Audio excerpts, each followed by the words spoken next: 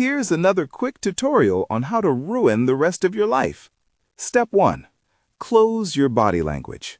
Move through life sealed shut. Round your shoulders. Keep your chin down.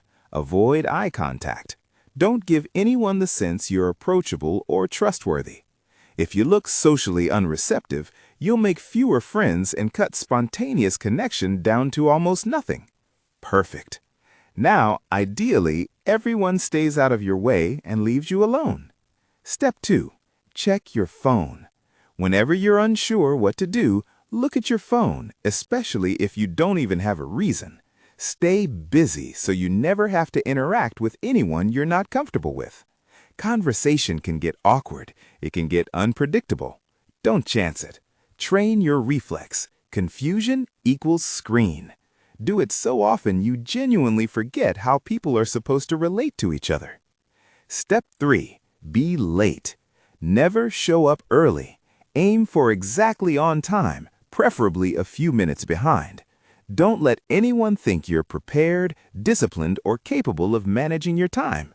You don't want to look too eager, and being early is uncomfortable. What if you have to talk to someone you don't know? What are you going to do? Make a friend? And when you do run late or mess up in any way, step 4, make excuses. Always have a flimsy explanation ready. Blame something, anything, except yourself.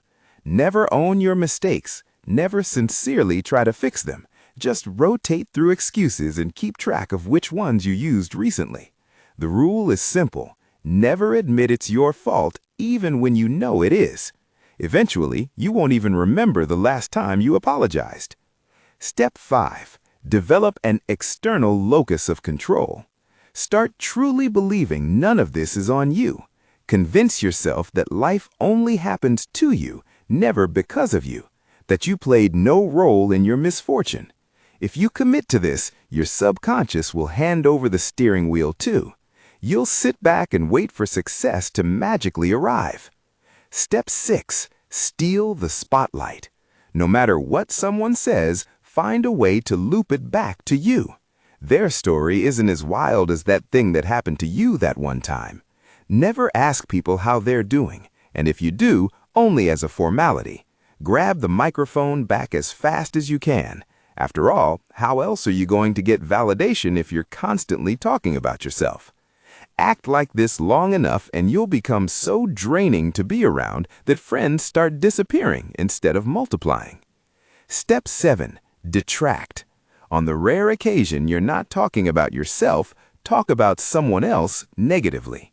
Bonus points if you can find a partner in toxicity. Laugh, sneer, judge. Tell yourself people should know better. Get so skilled at spotting flaws that it becomes automatic. Let celebrations curdle when you enter the room. Turn compliments into backhanded ones. Make sure warmth can't survive around you. Step 8. Shape-shift. Say one thing, do another. Be one person in public and someone else behind closed doors. Live like you're a cast of characters. Stay inconsistent even to yourself.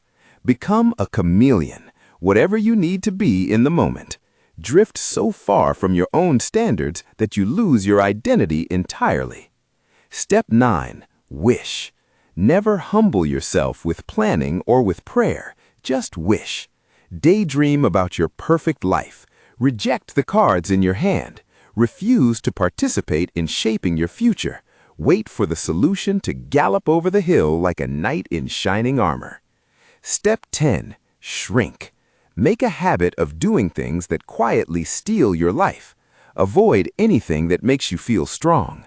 Always pick the easiest path. Teach yourself that what's good for you is bad and what's bad for you is fine. Keep choosing the smaller life over and over until it feels normal. Step 11. Despair. Decide you're beyond saving. Believe you're unworthy of redemption, that your flaws can't be forgiven. Refuse to forgive yourself. Adopt the idea that no matter what you do, you're destined for condemnation. Tell yourself you're fundamentally bad, and since people act in alignment with what they believe they are, this makes it effortless to keep doing the worst version of you. It's just who you are. Live like you've been dead for 20 years and it's too late to change. You had your chance. It's over.